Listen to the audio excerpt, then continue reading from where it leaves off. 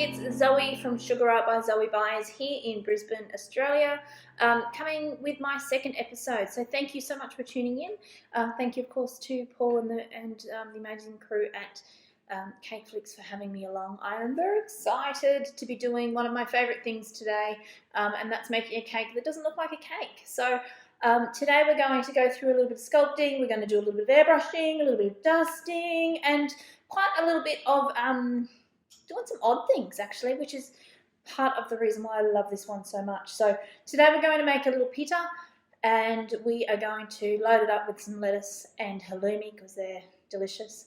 And we're going to make it from a chocolate cake. So let's get going.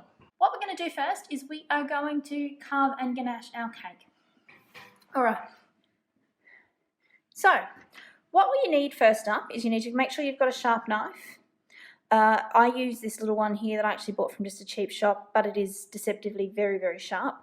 Another really good way to carve cake, of course, is to use a serrated knife. What you need in a serrated knife is I keep, again, a blade quite short because I can control it a little bit easier.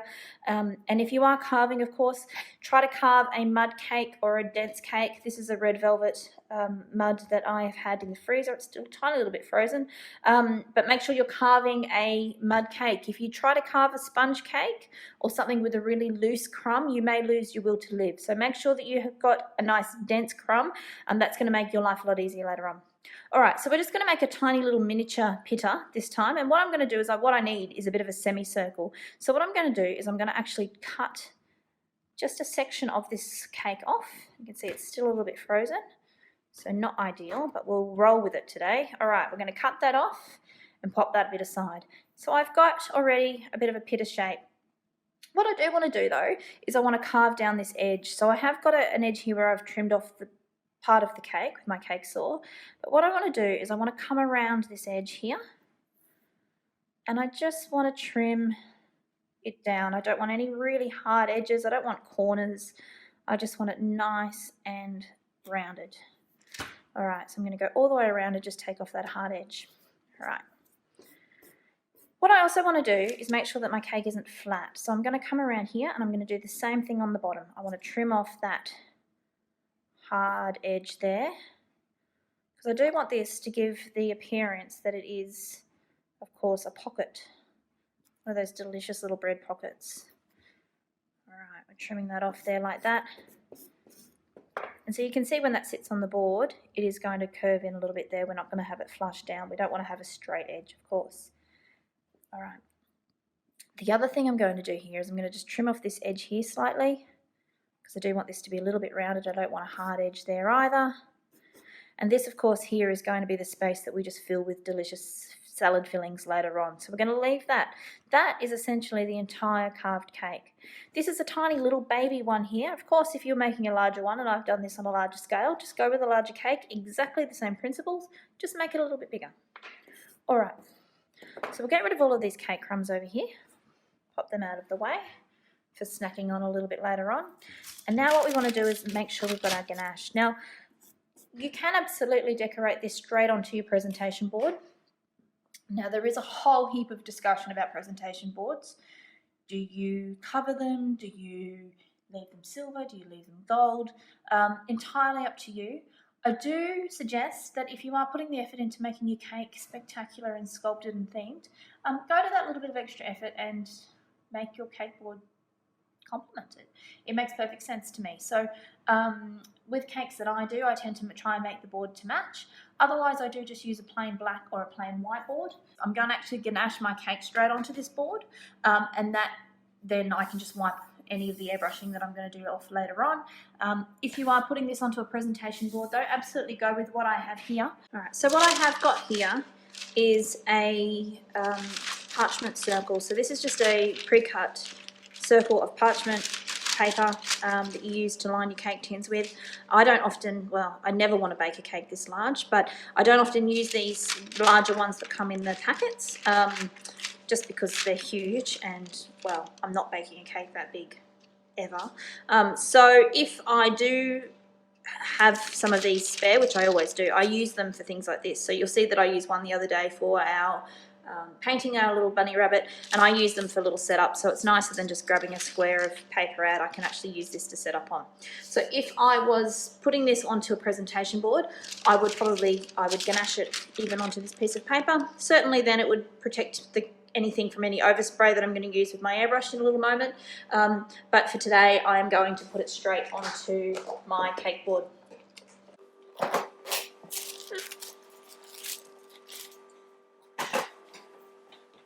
Okay, so what we're going to do first is we'll just move this off to the side. I have got my little cake board here. What I'm going to do is I'm going to take a little bit of my ganache. So I've just got a dark chocolate ganache here that I've made. I've reheated it in the microwave. And I'm just going to put a little bit of ganache here on the side of my board. Just enough here to secure that little cake that I have there onto my board. So I'm doing this straight onto my black board here, and what I would do is I'll clean all this off later on. So any of my fingerprints or anything that are on there later on. And I'm certainly not going to be eating, no one will be eating this one, so I'm not too concerned about what mess I make. Anyway, so I have got my little cake stuck onto my board there. If you're interested in Ganache Ratios, I do have a downloadable instruction sheet onto my website, so you can head on to zoebyres.com and have a look at that. That will give you the ratios that I use, and I am just using a dark chocolate ganache. So what I am going to do is I am going to just ganache this cake. So I'm not going to be too fussy because I am going to texture up all of this fondant, and there's no point making things super duper smooth if I'm then going to just texture it all anyway. But what I do want to do is I want to do a nice solid crumb coat on this cake to make sure that all of those crumbs are sealed in. So we're going to get around here with my spatula. I just use this little cranked edge spatula in here, get it in here. I'm going to cover it all the way around. So we want to get in under in here as well. So because my cake is still cold from being frozen, my ganache is setting very, very quickly, and that's okay. It just means I need to work a little bit faster. Stop talking perhaps so much. All right. Getting in here.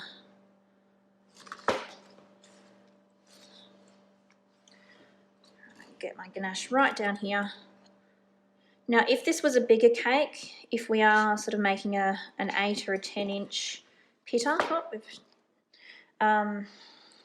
what I would do is potentially tort this as well. So you could always cut through the centre here, put a layer of filling or something delicious through the centre if you wish. Something this size, I'm certainly not going to worry about it too much. All right. So what you want to do is make sure that it's completely covered with ganache. You don't want to have any great big lumpy bits, but any sort of roughness that you have on here is not going to be an issue because we are going to, of course, texture it all up in a moment. So while that ganache sets up now, we'll have a little break. When we get back from the break, of course, we will cover it with fondant, spray it with some airbrush colours and give it a little bit of texture as well, of course. So stick around and I'll see you after the break. Hi, I'm Zoe Byres. I'm from Sugar Art by Zoe Byres here in Brisbane, Australia, where I have my own little studio and I teach and do celebration cakes. Over the next few weeks I get to sugarcoat some things for you, and I'm very excited to be coming and showing you some sculpting and also some cake painting skills, which are two of my most favourite things.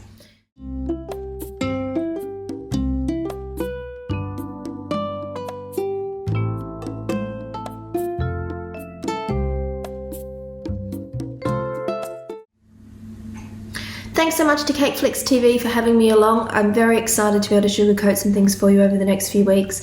In the interim though, please feel free to say hi, pop into any of my socials and check out my website for more information. There's also some great templates and guides on there for you. I look forward to seeing you along.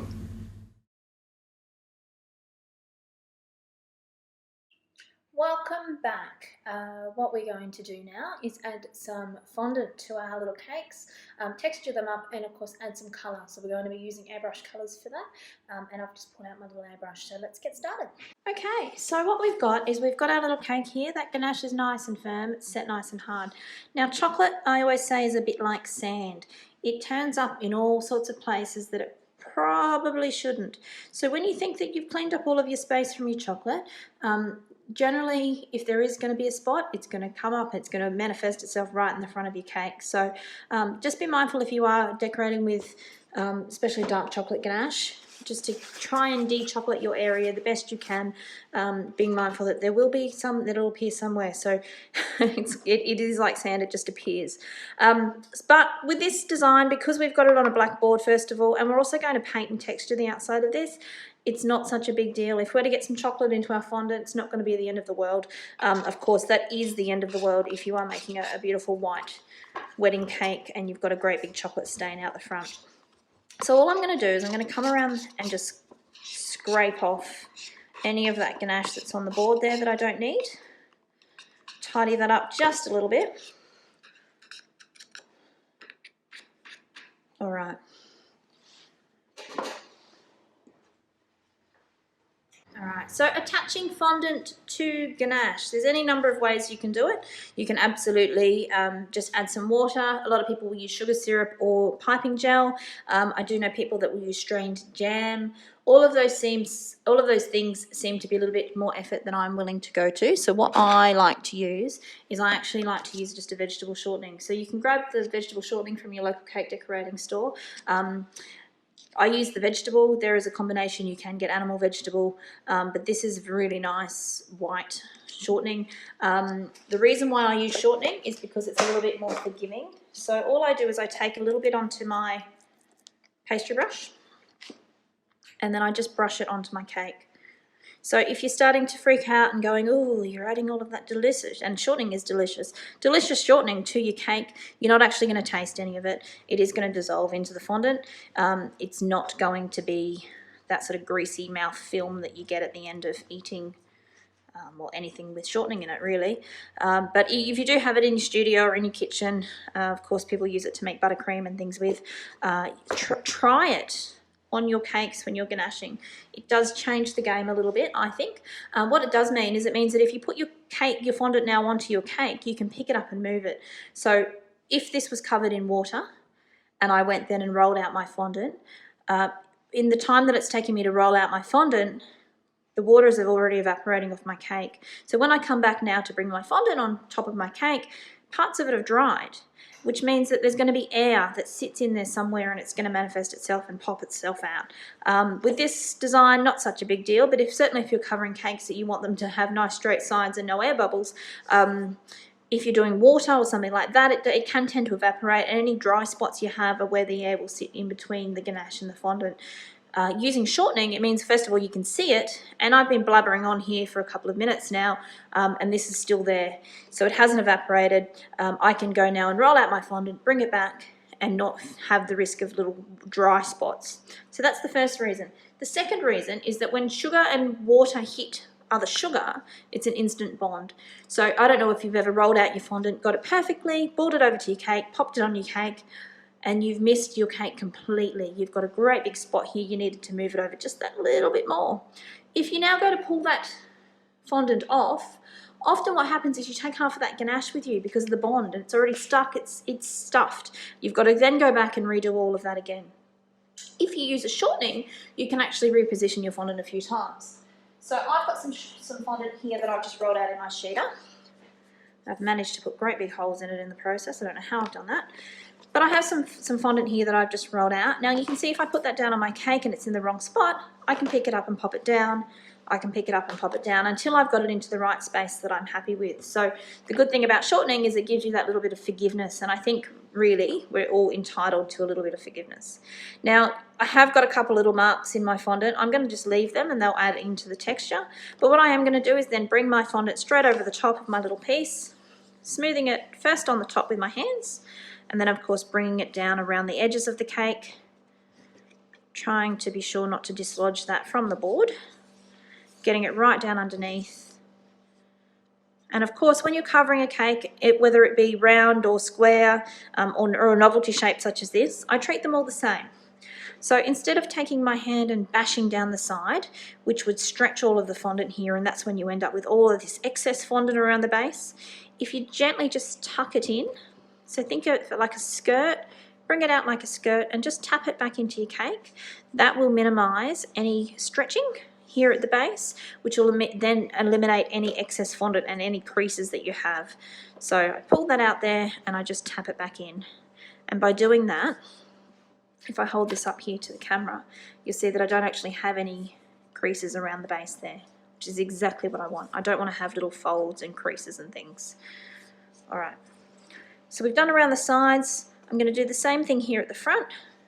It's not such a big deal because I am going to, of course, cover up all of this part here with some salad mix that we're going to make to pop in here. And remember, when you are making cakes, if you have got a space where you're going to fill it with other things and stick things on, if you're sticking frills or whatever it is on, don't spend the time here fussing because you're not going to see any of that. Invest your time in the spaces of your cake that you're actually going to see. So I'm not going to worry if I've got creases or anything here at the front. I don't, but if I did, I'm not going to stress about it. All right, so I've just used my hand to smooth that off. You can, if you wish, of course, grab yourself a fondant smoother and smooth it. I like to use these little Sharpies, little Perspex little, just smooth off. Something this size, I'd be quite happy just to use my hand. Another really good smoother is if you take some of your excess fondant, roll it into a ball, flatten it down a little bit. That makes a really great smoother as well. So I find that that is really nice to buff out any little marks or scratches or anything that you've got in there, just to smooth that out. Of course, we're going to come back in and texture all this up now, so don't spend forever smoothing it all out because that's going to be a complete waste of time because we're going to come back and texture it all up. What I am going to do is come in again with my little sharp blade and I'm going to trim it off quite close to the base of my cake. As you can see, I'm coming in here quite close and trim off that excess fondant. Let's get that out of the way. We don't need that. All right, so this is where I like these little Sharpies because I can actually tuck. So I can come in here and because they're nice and skinny, I can actually come in here and tuck that little piece of fondant. I've got a chocolate cake there. Tuck that piece of fondant in underneath my cake. And then it looks like it's sort of sitting there on my cake. So you can see that that's sort of sitting up there on my cake. That's exactly what I want. All right. So next I want to do is I want to make sure that I've got a bit of a lip here because all of my salad filling is going to sit in this part here. But I do want to make it look like there's a bit of a cavity here for that salad to sit into. So what I'm going to do is I'm going to grab myself a modelling tool. So any modelling tool will do the job. I am going to go with this one here. And all I'm going to do is I'm going to push it into the edge just to define a bit of an edge. I think you can probably see that edge that I'm defining in there now. I mean, you could, if you wished, come in just even with your finger. You could pinch that out a little bit to make it a little bit more pronounced around the edge there, but we do want to create the illusion that there is a bit of a cavity there so that it looks like we've got our lettuce and things protruding from our cake rather than just being stuck on the edge. So I'm going to do that all the way around the top and the sides and not so much on the bottom because I'm not going to see it there. I'm going to have things overhanging and you're not going to be able to see that. But you can see we've got a little bit of an edge there that we've created. I also don't want it to be straight. So I've created a little bit of a zigzaggy mark there because I do want to have that organic sort of bread feel. All right, so texturing. What you could do is you could come in again with a modelling tool and poke some little divots, some little round marks on there. You could come in with some different shaped tools, make some bigger little marks on there as well. We want it to be fairly random, remembering that these pitas do have these little divots and marks all over them. Try to be a little bit random. The more random, of course, your marks, the less forced that it looks. We want to rough that up quite a bit. All right. What I also want to do then is a really good trick to make texture is just to go with some alfoil. So just do normal alfoil that's in your kitchen. Tear off a piece of alfoil, scrunch it up, and use that to push into your fondant. Now that's going to give you, if you can see that in there, a really rough texture. It's really random, of course, because it's scrunched up alfoil. You're not going to get what you can often get even when you're trying to be random with a tool, and you'll find that everything still seems to be fairly evenly spaced. With alfoil, you're not going to get that. You're going to get a nice lot of texture. Now that's a really good trick if you're making, you know, the concrete cakes, or you're making cakes that look like, I use this on wood grain, I use it on any number of things. So anything that requires a little bit of texture, alfoil is a really good, and of course cheap, way to get a huge amount of texture onto your cakes. I am going to also take it and push it around the base because I want that texture to continue all the way down. And of course, if anyone's picking up your cake and going, oh, there's a bit of something under there, they get no cake. So don't stress too much about getting your texture all the way down. Of course, we're looking at what you can see. So don't fuss, again, over things that you can't see and that you won't see later on. All right, so that is my pita, pretty much covered and ready to go. So what I want to do is I want to add a quick little bit of colour to that, and then while that dries, we'll move on to some other things. So we'll have a quick break then. But ideally, it's nice to let your fondant dry before you airbrush. It does eliminate you sort of pumping, you are putting moisture, of course, into it. It is nice to have a nice dry finish. That's in a perfect world, and we're not in one at the moment by any long stretch of the imagination. So what I'm going to do is I'm going to give it a nice little quick coat of some colour, and then we're going to let that dry. So I've got a chestnut airbrush colour here, and all I'm going to do is pop a tiniest little bit of that into my airbrush. All right, let's take this little safety cap off. And the cap off, and pop this into my airbrush. I don't need a lot. I have got some paper towel here, and what I'm going to do is I'm going to just test out, turn it on first, generally helps. All right, test out my colour. That's the colour that I like. I might actually take some yellow here. I've got just some flat yellow colour, and I'm going to just mix a little bit of yellow into there. Swish that around a little bit in my cup. If you are doing larger cakes, and you're doing custom colours like this, the little sauce bottles that you can get sometimes if you order spring rolls, you get some sweet chili sauce in those. Little sauce containers are really great. Mix up your custom colours in those, and that way you're not guessing, because matching colours once you've pre-mixed them like this is always really difficult. So mix them up into a little container first, and of course drop them into your cup, and then that way you'll get the colour that you like. So this is exactly what I'm after. Testing that out, of course, onto my paper towel. All right, so now we're ready to go. I am just going to grab my turntable, and I'm going to pop my turntable just under here, just to help swivel around my cake. It'll give me much better control when I am airbrushing. Now, the key to airbrushing and getting consistent colour is to keep moving. So I have one hand that moves my turntable, and of course I keep this hand moving while I'm going as well. So I've got my airbrush on a medium speed. And all I'm going to do is start light. Always remember to start light. You can build your colour up. It is much easier to add colour, of course, than it is to remove it. So what I'm wanting to do is I'm just wanting to come around now and give that a little bit of colour. Alright, being the subject matter that it is, it doesn't need to be perfectly consistent colour. We can have a little bit of splotchiness, we can have a little bit of unevenness. We do want this to look like it's actually been toasted. So we will come back in with a darker colour, and I am putting a lot more colour, as you can see, around the edge, because I do want that to be the concentrated part where the toasting has been, and then of course some light colouring across the top. And that, with that colour, is all I need. So I want to make sure that I have got that lip, of course, but I'm not going to spend time on this part because we are going to cover that up. So that's all I need from that colour. Turn my airbrush off.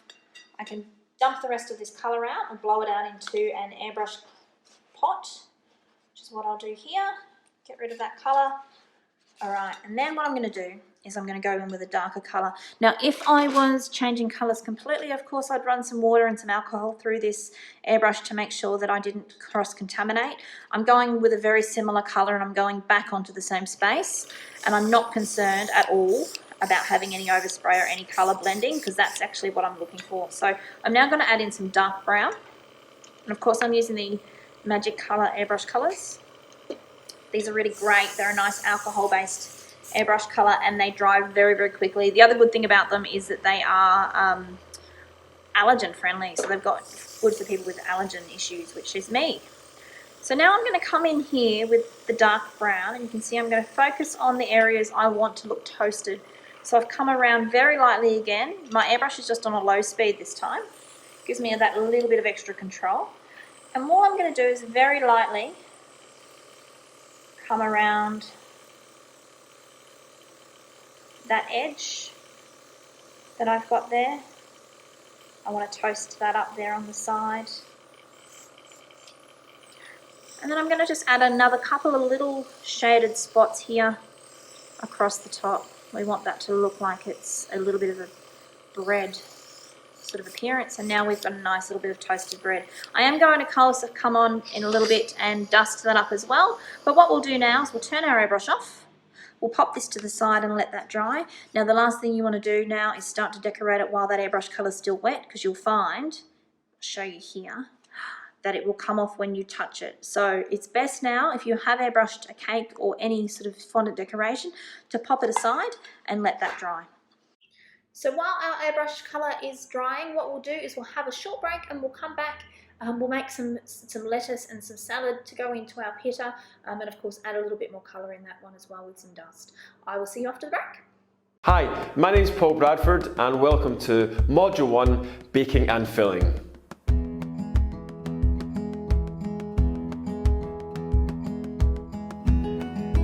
After working and running businesses in the cake world for the last 25 years, I want to share some of the secrets on how to bake the perfect cake.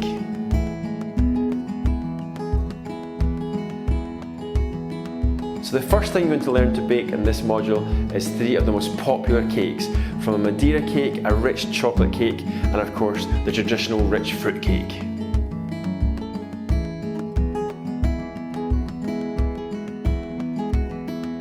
Then you're going to move on to learn how to make the most beautiful fillings for your cakes, from my tried and tested buttercream recipe and my 3 most popular ganaches: the dark chocolate ganache, the milk chocolate ganache, and the white chocolate ganache.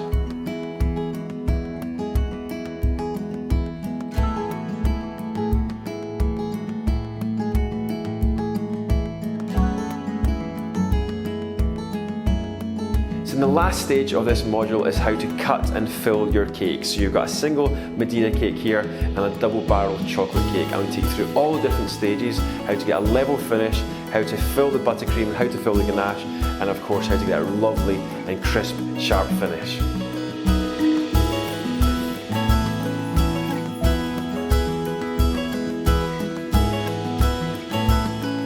Once you've completed this module, you're going to be confident in baking the perfect cake to suit any designer wedding cake or novelty cake. Welcome to Module 1, Baking and Filling.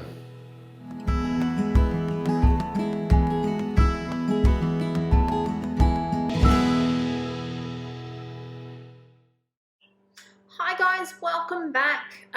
What we are going to do now is to make some salad to go in our little pita while our airbrush paint is drying. So I want to show you a nice little trick to make a really realistic looking lettuce leaf, and we're going to use wafer paper and some vodka and of course some gel colour from that as well. So let me show you how to make some lettuce.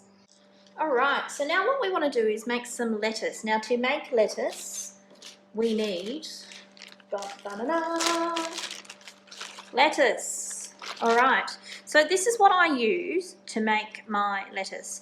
Ideally, I like to have a lettuce that's got a really nice strong vein in it. Cos lettuce is the go-to for me to make lettuce leaves.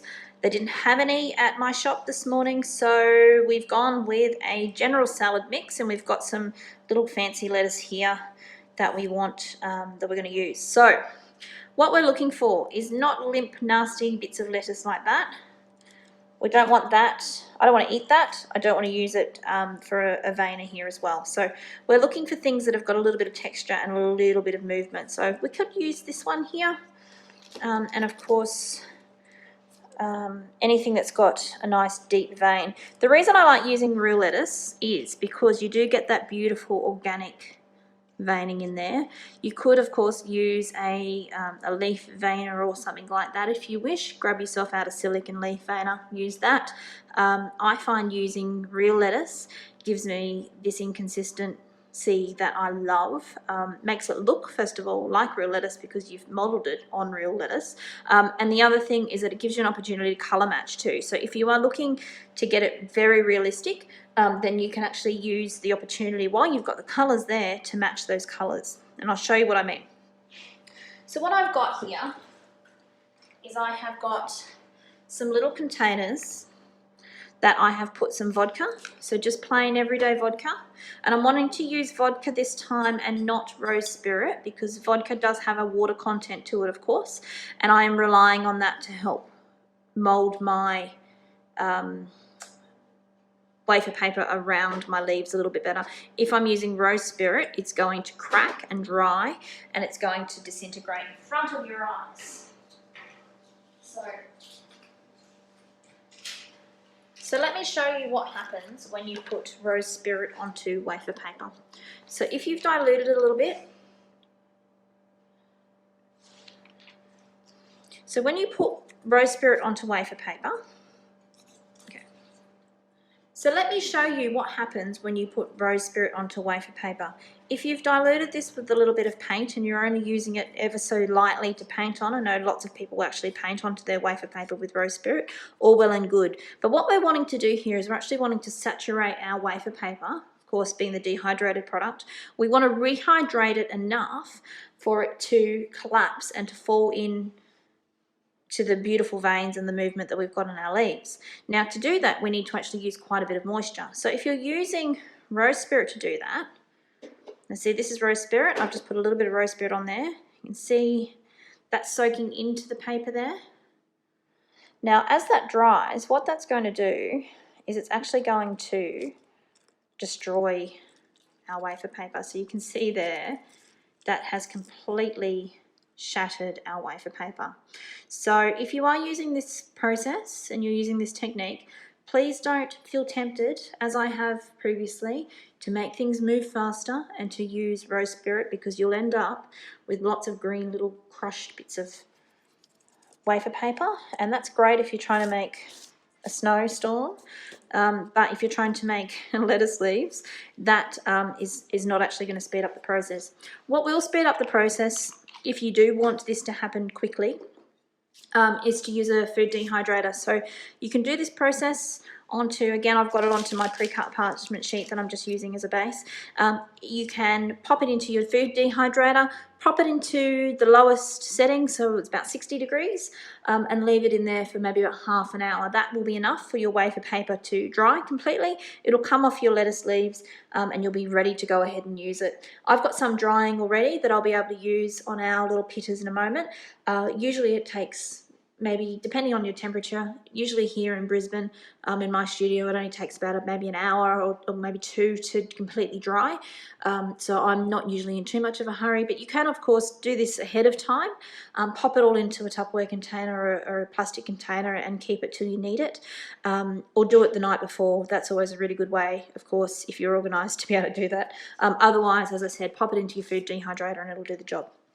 So back to vodka. So we've got vodka that I have just mixed with some gel colours. So I find the best colours for my lettuce that I love to use, it's a lemon lime green and an olive oil green. It gives you that sort of olivey type colour to contrast with the lighter colour which you often get on the stems and things of your lettuce. So using two colours gives you of course that extra dimension. Nothing in the world is one solid colour, so if you can add in a couple of extra dimensional colours into this mix, then all the better, and you'll get a much more realistic result. You can of course, if you wish, pop in some purples. So of course if you're making beetroot leaves or something like that, pop in a nice deep purple or even a red in to get these sort of hues onto your lettuce leaves. That will of course add an extra dimension as well. But I have just used the olive oil and the lemon lime, and this is absolutely my favourite green, but when I pair these two together I get a great mix of lettuce. Alright, So what you're wanting to do to make lettuce is you want to come in and grab some wafer paper. So wafer paper, of course, we used it in our last episode, is great for all sorts of things. I've got a scrap here that I actually used to make flowers with the other night. All I'm going to do is tear some little pieces off, and I'm going to use these little scraps. So if you do have any scrappy bits of wafer paper left over, keep them because you can use them for this little process.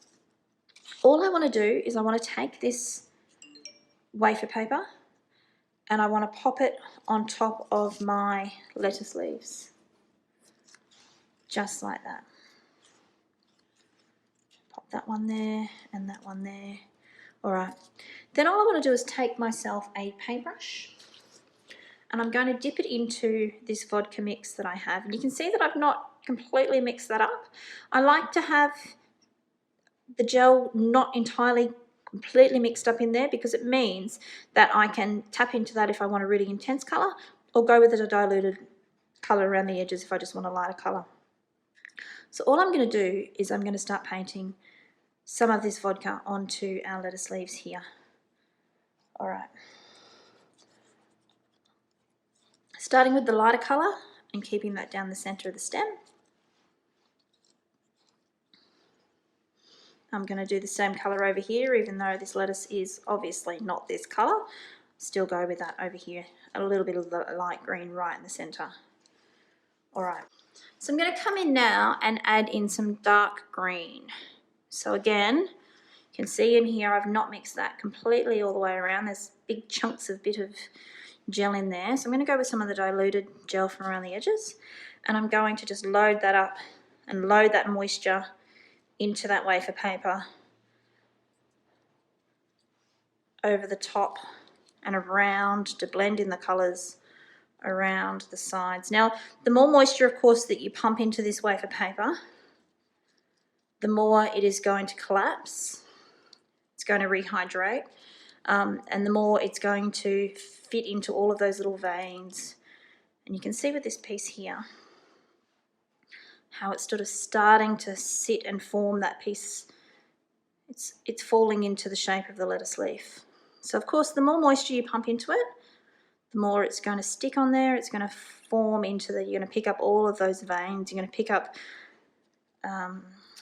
all of the shape as well, because of course it's going to collapse into there as it rehydrates.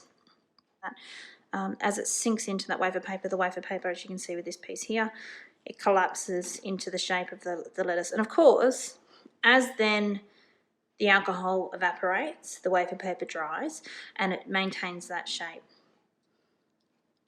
And that's what we want. So try not to leave any white little spots. I don't want white bits on my lettuce leaves. So come around, make sure you get all the way to the edges. You can, of course, trim this and cut it and tear it and do all the stuff you can do with wafer paper after it's dried, but I always find it a little bit nicer if I can get that colour right to the edge. It means that I'm not having to get in there and tear little white spots off later on. So we'll pop this lettuce to the side and we'll let that dry. Alright. So I, in Pitas, also like to eat a bit of halloumi, so we might make a little bit of halloumi. And to make a nice cheese, I find the best colour to make cheese with, if you're making a cheddar or you're making a halloumi or something like that, is to go with an egg yellow. So resist the urge to go to a lemon yellow. They do have quite an intense, almost a fluorescent base to them sometimes, and they can be quite bright. So you'll end up with, you know, something that is more that colour than the egg yellow, which has got it's got a bit more of an orange base to it. So excuse my green fingers from my lettuce making. But all I'm going to do is add the smallest amount, because halloumi's got a nice yellow tinge, but it is quite light. So I'm going to just mix that gel, move some of this shattered wafer paper to the side.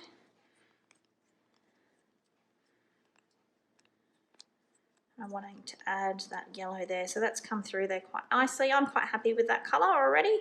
Of course, you can add more. Always when you're colouring, start light.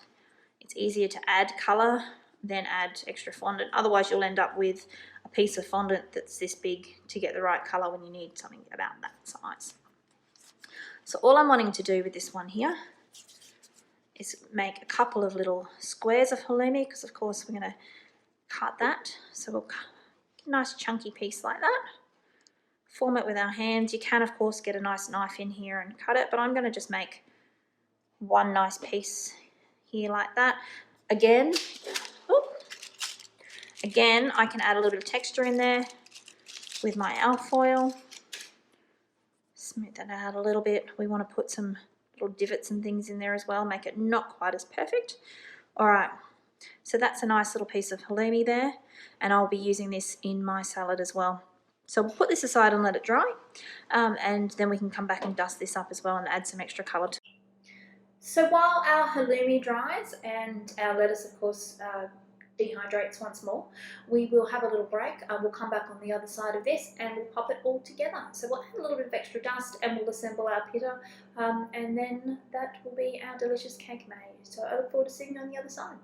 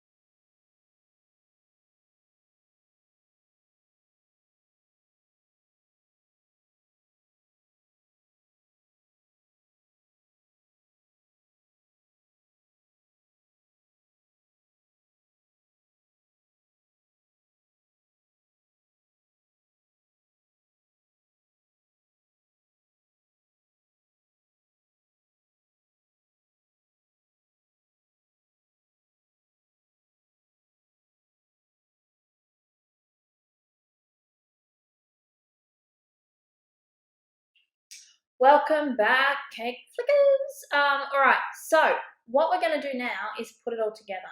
So I'm going to add an extra little bit of colour and dust, colour with dust, to our pita. I'm also going to add some colour to our halloumi to make it nice and toasted and delicious. And then what we'll do is we'll stick it all together. So let's do that. So what we want to do now, amongst all of the mess we've made here on the bench, is to add a little bit of extra colour to our halloumi and also our pita, and then we're going to put it all together. So bringing back our little pita here that's nicely toasted, what we are going to do is add a bit of extra colour. So I'm going to take just a little bit of chocolate petal dust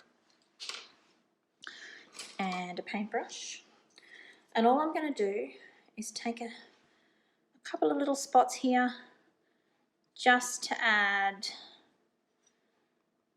a little bit of extra toasty to a couple of little spots. The beauty of using a dust now over the top of the airbrush is that the dust can, if you can see there, what it does is it gets in and highlights all of that texture. So all of that little bits of texture that we put in previously with our alfoil, coming in here with some dust over the top will actually highlight that even further. So sometimes the airbrush doesn't pick up on all of that, but certainly with a paintbrush and some dry dust, we'll spin it around here, add some toastiness to this, and you can see that's picked up now. Just that little bit of extra texture to the top of our little pita bread there. I might even take a little bit darker here along the edge just to highlight that there as well. Don't know about you, but I am getting hungry. All right. So that's our little pita. Right.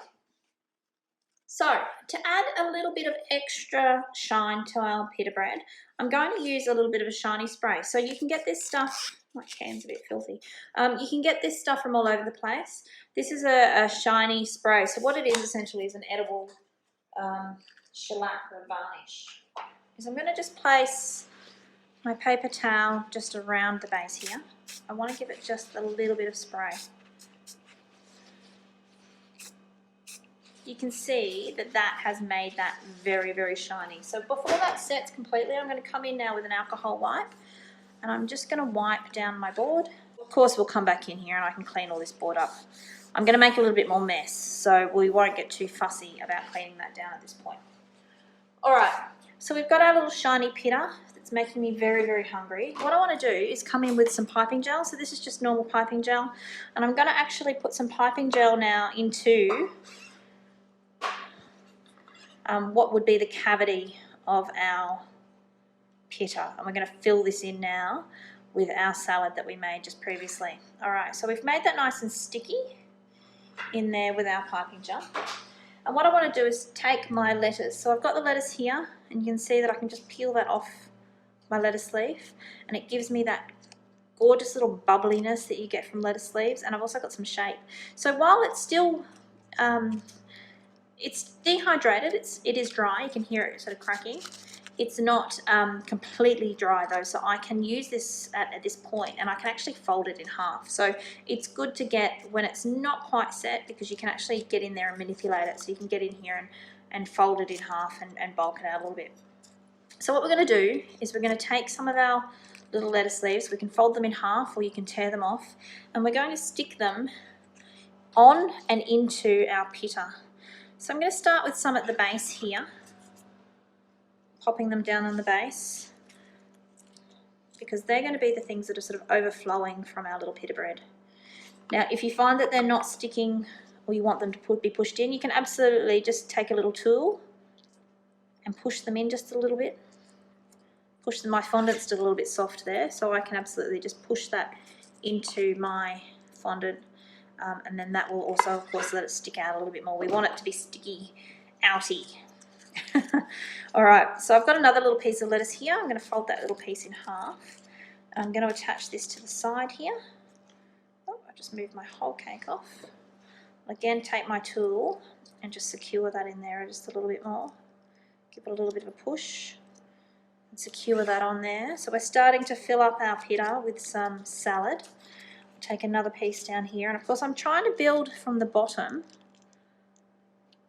to build out some pieces. So the good thing about wafer paper, of course, is you can find a piece if you don't like it, tear it in half, and use it in another way.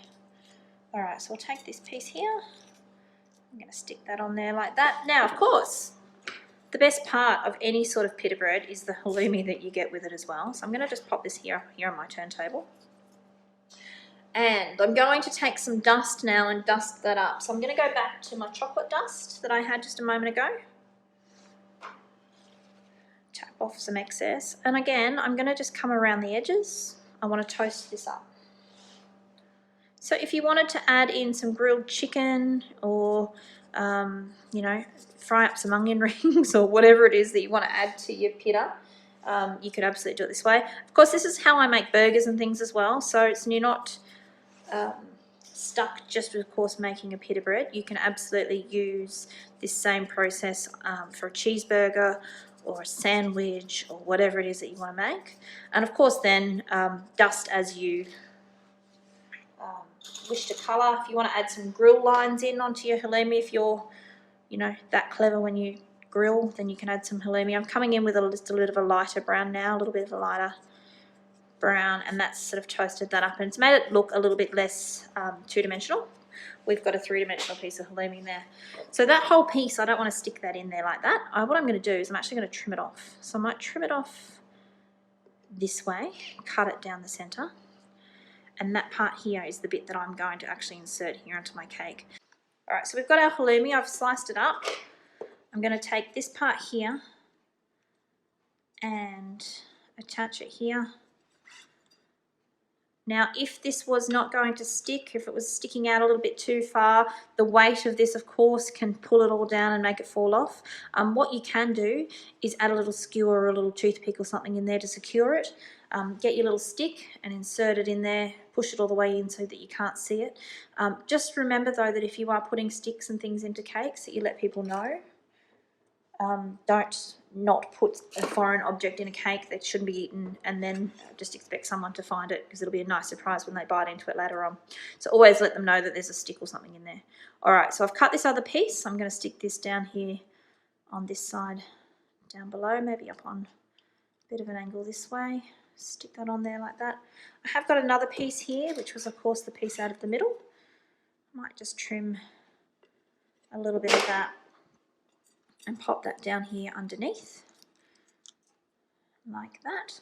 And then it's just a matter now of going back in and filling up the rest of that space there with some lettuce.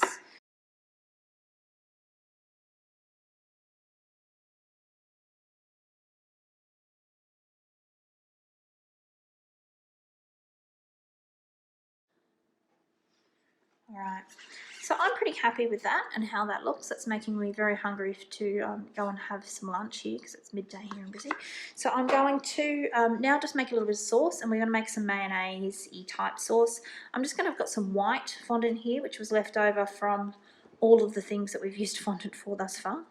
And all I'm going to do is I'm going to get it nice and soft on my hands. Now you can always mix in a little bit of yellow. I've got a little bit of off-cut of the halloumi here that's still nice and soft, just to take the edge off that white. It's a bit more of an off-whitey, mayonnaise-y type colour now. And all I'm going to do with that is make some small little drips. So what I want to do is I want to push it out a little bit, so it's in a bit of an oblongy, odd, saucy shape. And I'm going to pinch down some little parts out of it to form little drips, because I want it to look like there's so much delicious special sauce in that it's falling out and dripping down my cake. All right, so what I'm going to do is I'm going to come back in here on top of my halloumi, and I'm going to add that little bit of sauce in here. I'll use again the back end of a tool just to pop that in there, make sure that everything's stuck. And you can see that that's sort of dripping down now. It looks like there's a bit of sauce in there, and it's dripping down the side of my cake. Smooth out that little piece there. All right, I'm going to add another little bit on the side here. Again, just rolling a bit of an odd shaped sausage. I might create another little bit of a drip with this one. Let's see, I'll go down this way. And creating a drip is just making a little teardrop shape. So a little bit narrow base and a little bit bigger there at the bottom, look like it's dripping down. I'm going to pop this piece in here on top of this piece. Halloumi, we've got a little bit down here, and again just going to push that and smooth that back in with my end of my tool. That looks pretty delicious. All right, because this piece is here, it's dripping down. I think you can see that it's dripping down onto my board. I'm also going to add a little bit of a spillage. We want to make this nice and look like it's very saucy. I'm going to add that actually to my board to make it look like it's sort of dripped down onto my board there as well. So I'll add a little bit of piping gel just to the base there and pop that little piece underneath, a little splat. What I'd like to do is make a bit of a glaze. So you can use a flour glaze, absolutely, you can go ahead and do that. What I like to do is I like to make my own, and I use corn syrup. So what I'm going to do is add a little bit of corn syrup now to my little container here. So I've got corn syrup, and I'm just pouring that into this little sauce container, which is the one that I would use, of course, to make my custom airbrush colours. This is what the sort of little container that I was talking about earlier. All right, I'm then going to take some vodka, and I'm going to add about the same amount of vodka as I did to the corn syrup. It's probably a little bit more in there, but that will do the job. All right, then we want to give that a shake. All right, now that's not mixed all the way through, but I'm going to get a paintbrush now because I don't want to shake the life out of the camera while I'm at it. I'm going to mix all that together, and that is going to make a nice little glaze. So this glaze is of course completely edible because it's made from, spilling vodka everywhere, made from corn syrup and vodka. The good thing about this glaze is that you can paint it on. The other good thing about this glaze is it's clear. I can paint it now over the top of pretty much anything, and it's not going to destroy my paintbrush, whereas some of the other flour glazes and things, certainly the ones we have here in Australia, will destroy your paintbrushes, and every time you use it, you've got to kiss goodbye to your paintbrush. This, being corn syrup and vodka, of course, is totally water soluble, and it will wash out of your paintbrushes without any issue at all. So what I'm going to do with this is I'm going to actually paint it onto my sauce, a little bit onto my halloumi, just to add a little bit of extra shine. And what this will do is it will add just that little bit of extra realism to our little pita here. So that concludes the second episode of Sugar Coated. We have now created this cute little pita cake that looks pretty cute, and it's made me pretty hungry actually. So you've got your halloumi and your lettuce and a bit of your dribbling sauce in there. It's got a nice lot of texture to it. There's lots of little techniques in this which would be great, of course, for any food cakes you're making. You're looking to make burgers or sandwiches or pizzas even. Some of these techniques would translate through to those as well. So even the texture technique, you can add that to a concrete cake or floorboards or anything that you need to have that little bit of extra inconsistent texture. Remember, alfoil is your friend with that. Of course, the wafer paper lettuce is a really nice little trick that you can use pretty much on most leaves. I've done it on a number of leaves where I haven't had the want to go and invest in a cutter and a veiner. I've used the leaf as a template and then used the leaf as a veiner. So you can absolutely do that as well. It's really only limited to what your imagination will take you, wherever it will take you. So thank you so much for joining in. I hope you enjoyed this little episode. If you do have any questions or comments, of course, please pop them into the feed below. I will monitor these the best I can and, of course, catch up. If you did need something more pressing or you just want some advice on something, happy to also help with that as well. Feel free to drop into my socials. It's just Zoe Byres. Same on Facebook as odds on Instagram, and of course you're welcome to pop in my website and drop me an email as well at zoebyres.com. So thanks again, CakeFlix TV, for having me for my second episode. I don't know about you, but I'm now really hungry, so I'm going to go and have something to eat, and I look forward to seeing you at my next episode. See you later.